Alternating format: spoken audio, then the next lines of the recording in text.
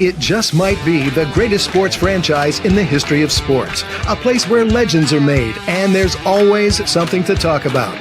Get ready to immerse yourself in pinstripes. Start spreading the news. Hosted by Paul Semendinger and E.J. Fagan, a couple of doctors with a prescription for Yankee fever. And now, here's Dr. Paul Semendinger and Dr. E.J. Fagan. Get ready to start spreading the news.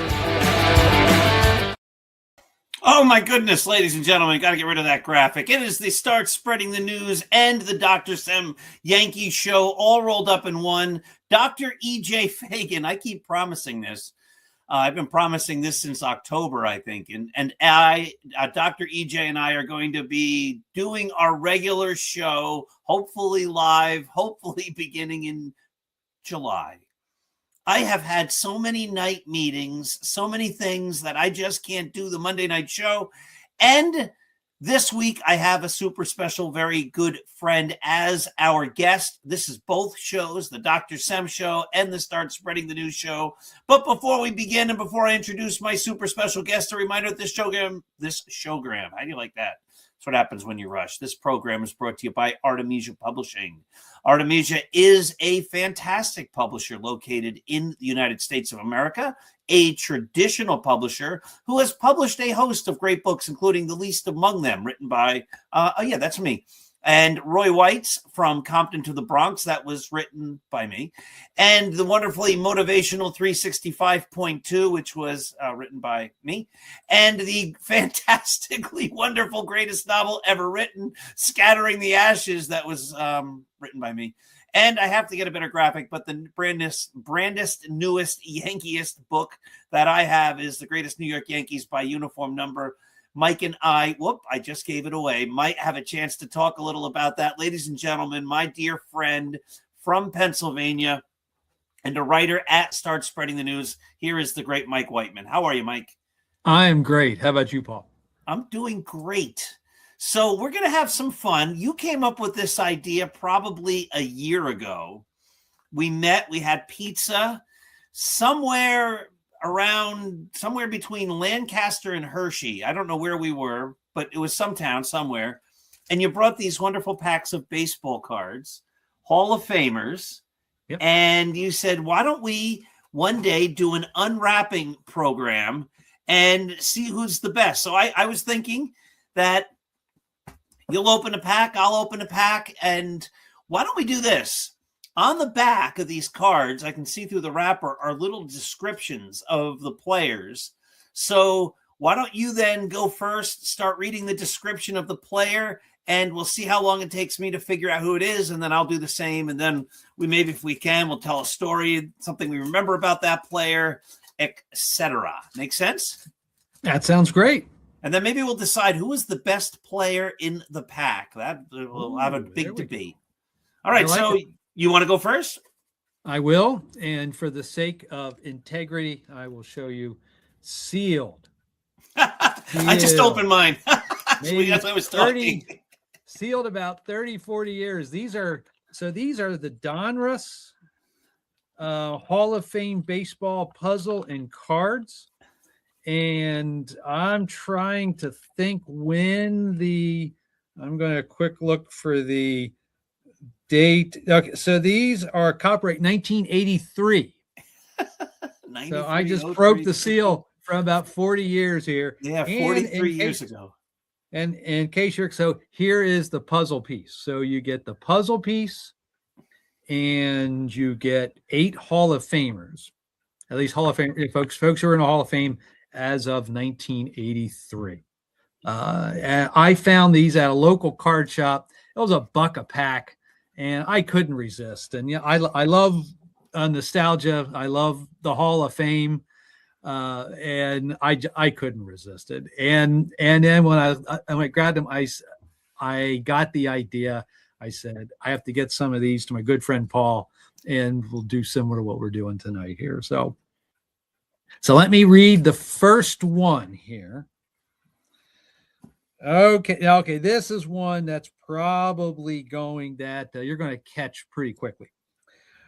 one of baseball's greatest hitters and the last player to bat 400. All right, so Teddy Ballgame you got there. Teddy Ballgame. Oh, that's a neat card.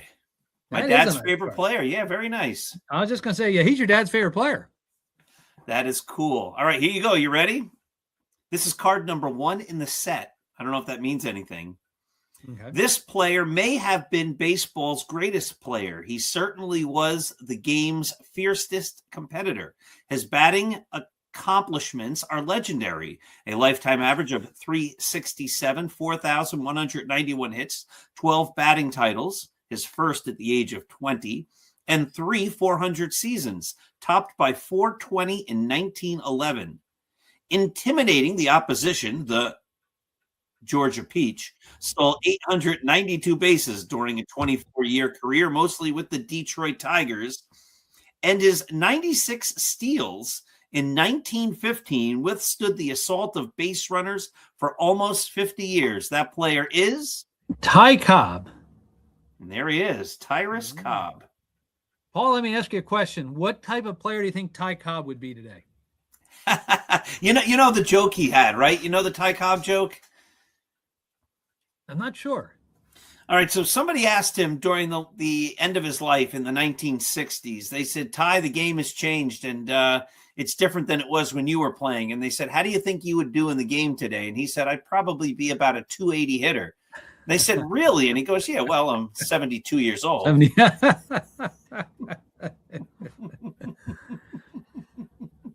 He was the gold standard. I mean, he was the guy, for maybe the first 20 years, I guess, before Ruth came along. Ty Cobb was it. And Ty Cobb resented, they say, Babe Ruth because he felt the Babe hitting home runs was playing bastardizing the game or whatever, making the game the way it shouldn't be played. And that didn't make him very happy at the time. There's a great book called, I have it on my shelf across the hall, the room here, Babe and Ty, Ty and Babe. It's hard for me to see across the room. But it is about both of them after their careers were over.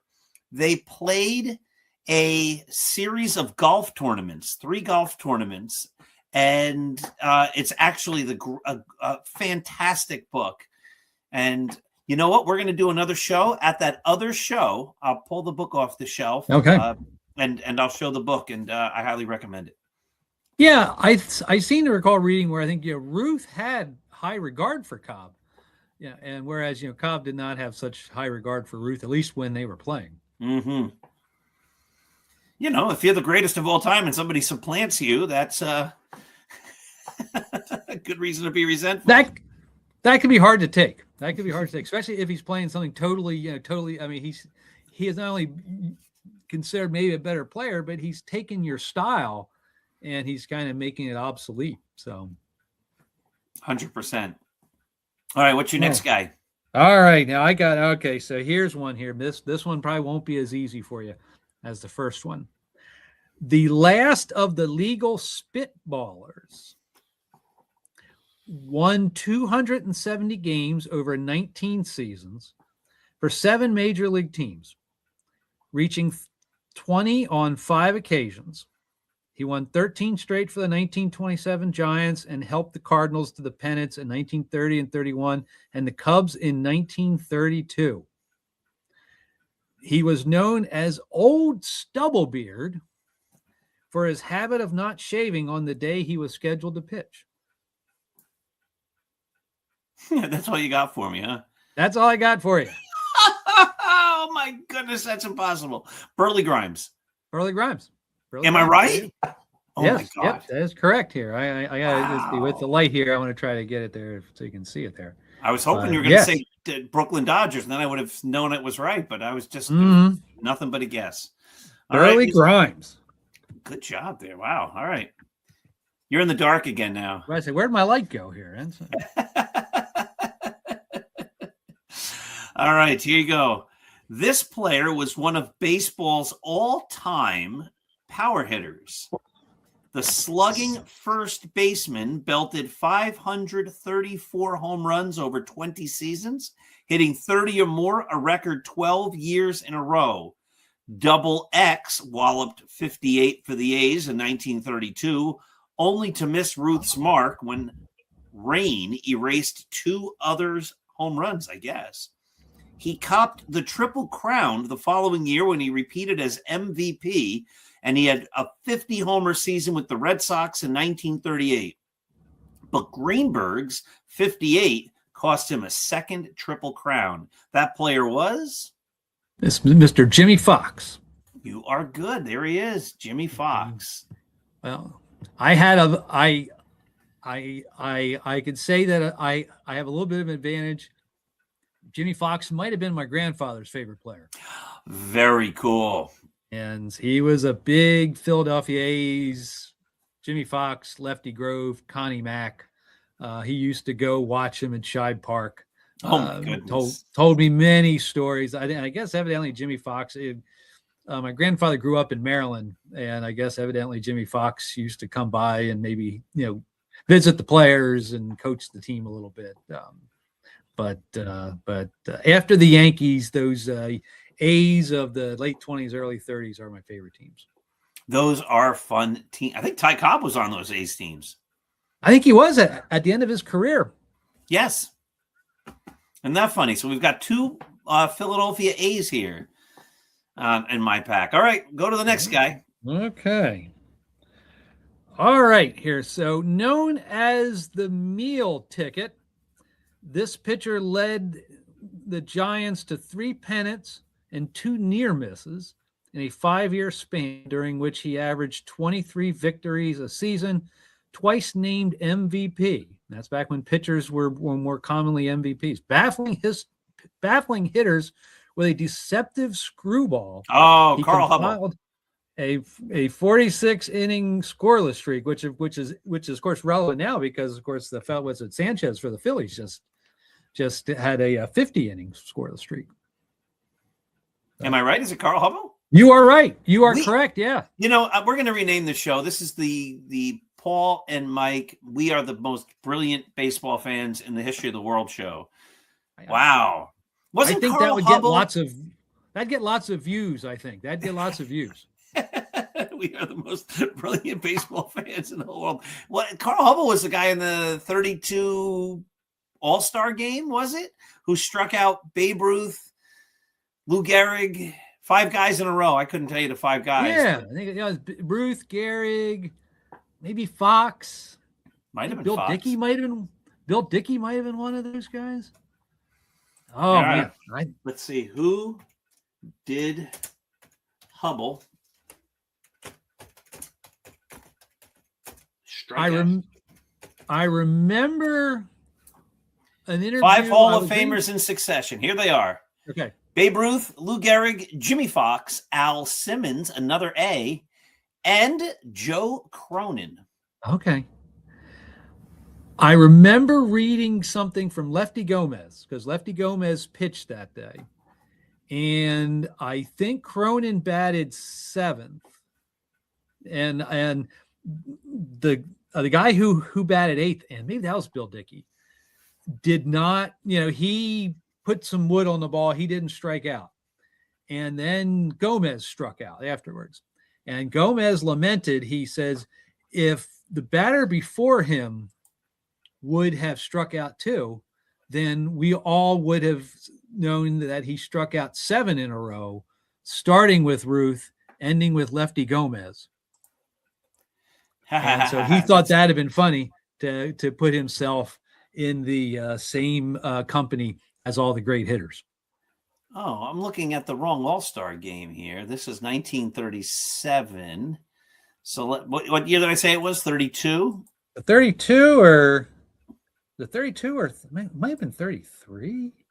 Boy, I don't know. 33 was the first All-Star game. I thought it was 32. Oh, maybe it was the pitcher for the National League that day was Carl Hubbell, but he had only 1 strikeout. So, all right. I'm going to look this up. I think it might be 1934. 1934, we have Lefty Gomez against Carl Hubbell. Carl Hubbell had 6 strikeouts that day, and here is the play-by-play. Hubble strikes out in the first inning. He gives up a single to Gehringer. He walks Heine Manouche. 2 on, nobody out. Babe Ruth whiffs. Lou Gehrig whiffs. Jimmy Fox whiffs. Then Lefty Gomez gives up a home run to Frankie Frisch, retires the next 3 guys, 2 ground outs and a strikeout.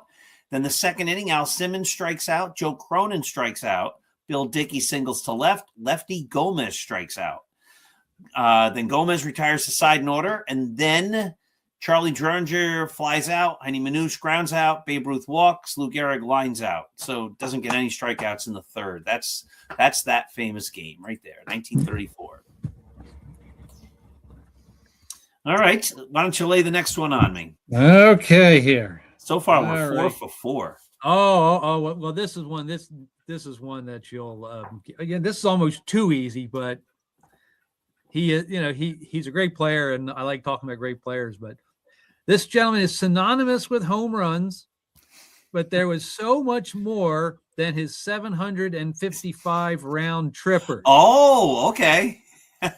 So, golly, who could he be? He also set all-time marks for the most games, at bats, total bases, and RBIs.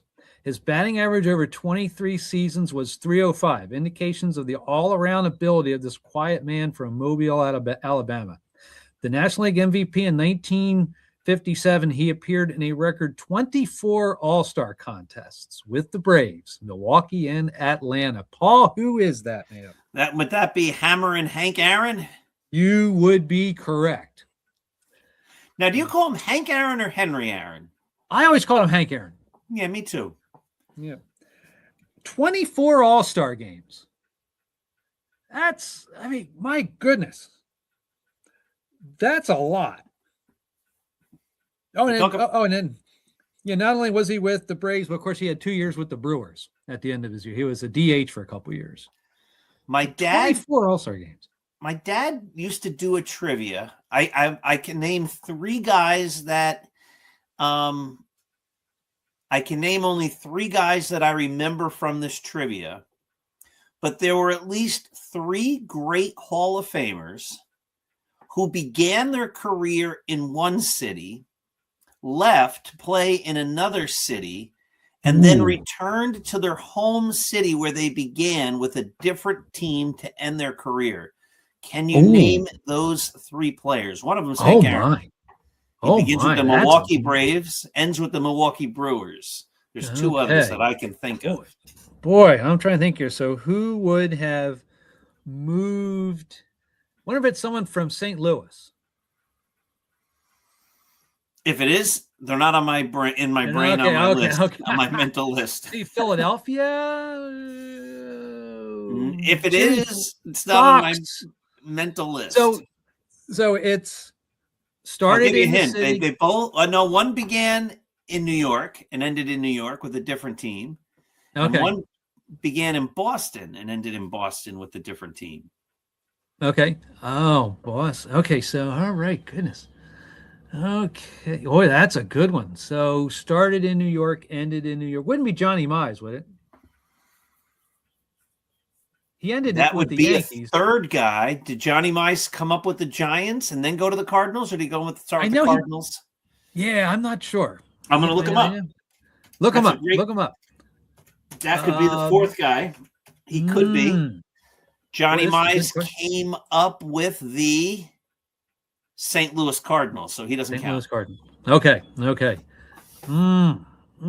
Boy, that's a good one. That's a good question, Paul. That's Isn't a that real fun? Good one. My dad made that up a long time ago when I was a kid. Your dad made up a good one. So started in Boston, ended in Boston. So we're talking Boston Braves, and then we're talking Boston Red Sox. So or the other way around. Or the other way around. So, but this would have been a while ago because the Braves moved to Milwaukee in the 50s, I think. So, goodness, that is a is it a famous player? Is it someone? Is it a Hall of Famer? These are both Hall of Famers. Other lesser known players may have done it, but Hall of Famers who began their career in one city, left that city, and then returned to that city to complete their career, but with a different team than the team they started with. You're going to kick yourself when I give you the answers. I probably will, but I will not stretch this out anymore. So throw the answers at me. The first guy is a guy by the name of George Herman Ruth. Began with the Red Sox, played for the Yankees, and then he ended with the Boston Braves. Myself. Yes, you're right. Yes. And the other guy's name is Willie Say Hey Kid Mays, who began with the New York Giants. New York Giants. And then he ended with the Mets. Yeah. And then the third guy is Hank Aaron, who with the Milwaukee Braves, and then he ended with the Milwaukee Brewers. Isn't that fun? That is a great question. That is a great question. All right, I think it's up to you. Here we go. This is you're going to get this because you're an expert on this in this topic. This player combined speed, daring, and batting skills to rank among the best players in the Negro Leagues. His contemporaries rated him as the fastest of all on the base paths. The switch-hitting center fielder played for the St. Louis Stars, the Pittsburgh Crawfords, and the Homestead Grays, and the Kansas City Stars between 1922 and 1950. And 21 of those years, he also competed in winter ball. His coolness before big crowds resulted in his nickname, which I won't even tell you because you're going to know it. Would that be James Cool Papa Bell? That would be James Cool Papa Bell. Cool Papa Bell. You know the story about Cool Papa Bell, right? He was so fast. You know that one. He had turned off the light and he was in bed before it got dark. Yes. That's great stuff. You are an expert in Negro League baseball trivia. So, I mean, that could stump people because maybe they don't know the Negro Leagues as well, but you have followed the Negro Leagues and have researched the Negro Leagues. And so I knew I was right in your wheelhouse. I was like, oh my God. Yeah. I don't know that I'm an expert, but I am an enthusiast. Enthusiast? I think you're an expert. The Negro Leagues are really, really fascinating. And I've really enjoyed the documentation that we now have, even though you can go on Baseball Reference and, you can see a season in the Negro Leagues just like you can, in the contemporary major leagues. And so, it's just a lot of fun for me to see and to research and to read about. It is fascinating. One of my dad's favorite books was Only the Ball Was White. I have not read it yet, but that should be on my shelf over there too, unless my dad still has it in his collection. But I think I have that book on my shelf. Have not read it yet, but that's on my one-day list. I think I have that as well.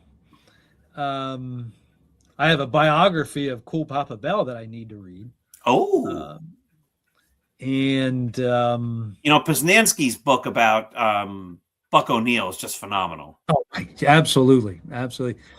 One of my regrets in life is Buck O'Neill came to a baseball card show here. It was like a big baseball card show. It was at the local mall. And I had it was right after the baseball by Ken Burns. So, he, of course, his profile, he was kind of introduced to the world, and he came, and I'm not a guy who pays for autographs. I shouldn't say never. I will pay for things for like charity. So I've got some items here that I paid for to benefit different charities. So I rationalize that it's for charity. That's why I bought that Phil Rizzuto autograph. But I really went back and forth to go and just to meet Buck O'Neill, and I didn't.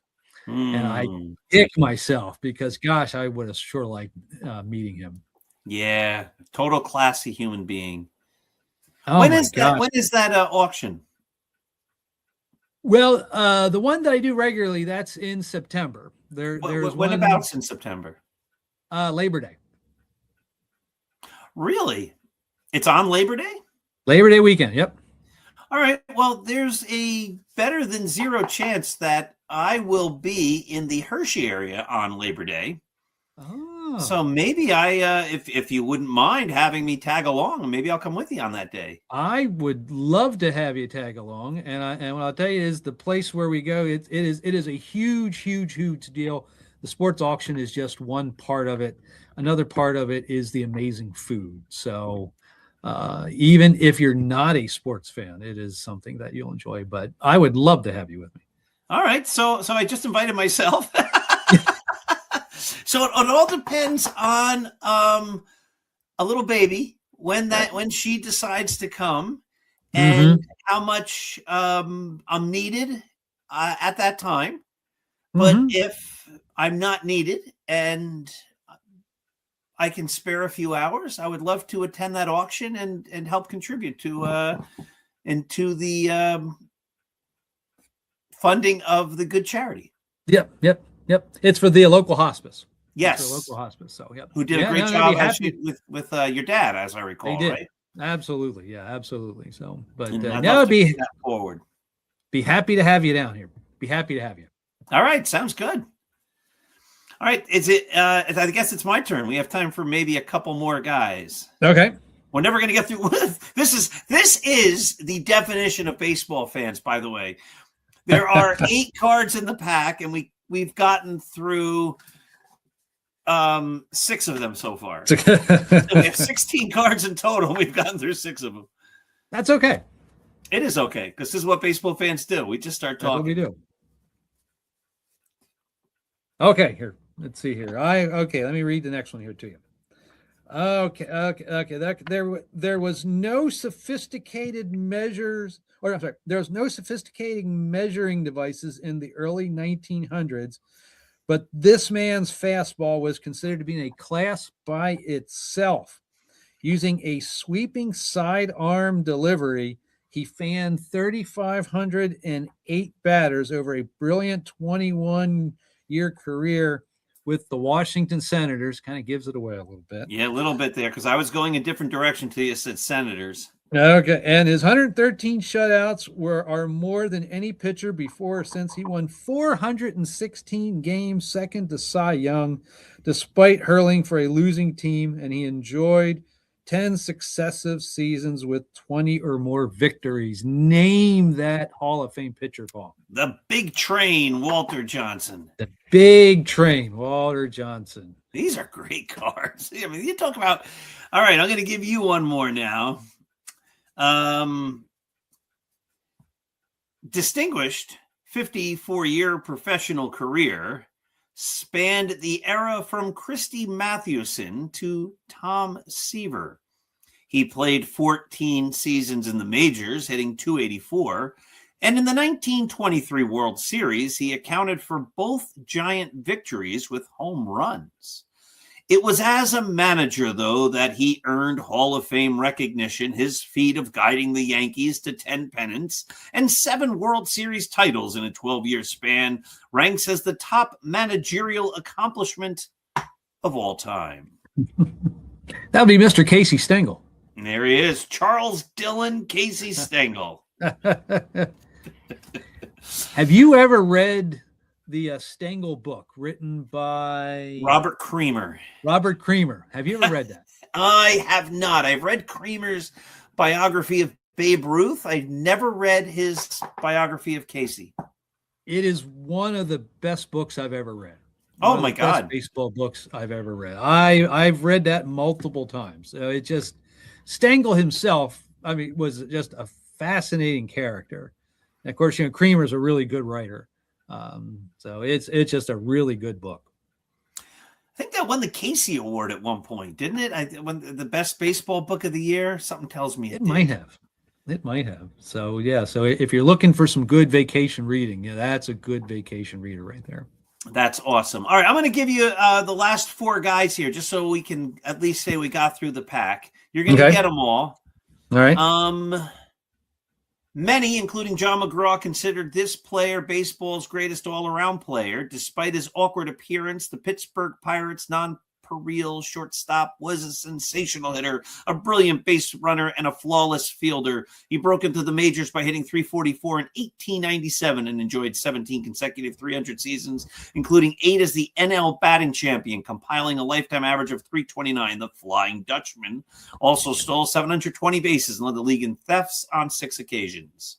Honus Wagner. Too bad it's not the T206 card, because then we could retire here. All right, next guy. A legend, a pitcher in his own time, the brash fireballer burst onto the major league scene in 1932, and he averaged 24 wins a season over his first 5 campaigns. He was 30-7 in 1934 when he and his brother Paul led the Cards to the World Championship. This player topped the league in strikeouts 4 times and held the single-game record of 17. A broken toe suffered in the 1937 All-Star Game led to an arm injury that shortened his career. His name was Dizzy Dean. Dizzy Dean, another pitcher. And of all the guys in the box, the pack, this would be I would say the hardest one, but I think you'll get it. The ace of the Phillies staff for most of his brilliant 19-year career, despite usually pitching for a second division team, the durable workhorse was with a great fastball and pinpoint control won 286 games with 620 victory seasons in 1950. He paced the Phils to their first flag in 35 years with a 20-11 record. He was a frequent league leader in victories, innings pitched, complete games, shutouts, and strikeouts. Robin Roberts. All right, and the last guy. I'm a Pennsylvania guy. Robin Roberts is well regarded in these parts. Rapid Robert. Then this one you get easy. This player from the Pirates played with an intensity that won him universal admiration. Despite an unorthodox batting style, he topped the 300 mark 13 times, winning 4 batting crowns and amassing exactly 3,000 hits. He was equally brilliant in right field as he paced outfielders and assists 5 times with his rifle arm. He was the MVP in 1966 and the star of the 1971 World Series, where he batted .414. He died in a plane crash flying relief supplies to Nicaraguan earthquake victims. That would be the legendary Roberto Clemente. Indeed. Have you read the Clemente book? I have it here. David, David, whatever, Marinus? Marinassus, or I have it. I'm looking at it right here. Get it. Read it. I have looked at it. I haven't sat down and read it through. It's phenomenal. That book is also great. Yes. Do that this summer. He talks a lot at the end about the airplane crash. Okay. I always pictured him flying and the plane crashing en route to Nicaragua. It never really got off the ground. It basically crashed as it took off from Puerto Rico. Oh my, okay. Yeah, amazing stuff. And one of Clemente's teammates, Manny Sanguillen, actually was there or went there and was with the diving crew trying to find him because they never found him. And Marinus talks all about that in the book. It's phenomenal. The book, it talks about his career, of course, and what a great player he was and how he wasn't he was misunderstood because of his fact that he was from Puerto Rico and he had an accent and all that kind of stuff. But it's just great. So I highly recommend that book. So we've picked a couple of great books out. You have any final thoughts here for the end of this show here, Mike? No, this is just pure fun. Pure fun, just sitting here and chatting baseball. So I appreciate you. I appreciate you inviting me. So thank you. Thank you. And you know what? I think we should have you on next week's show. So why don't we try to arrange that? We'll do a similar type of thing. I think we're going to do some Let's work on that. Yeah. So I'll see you real soon. All right. Okay. Sounds good. All right. Thank you, Mike. And I'm going to wrap this baby up here. This has been the Dr. Sem Yankees show and the Start Spreading the News Yankees podcast. We thank you for watching. Let me get the closing little advertisement here for the McGrath Sport Network ready to go. And again, once July rolls around for the Start Spreading the News podcast, EJ and I will eventually be live again. I will be retired again, and that will help me have some free time in order to do live broadcasts. Thank you for watching. Have yourselves a wonderful day.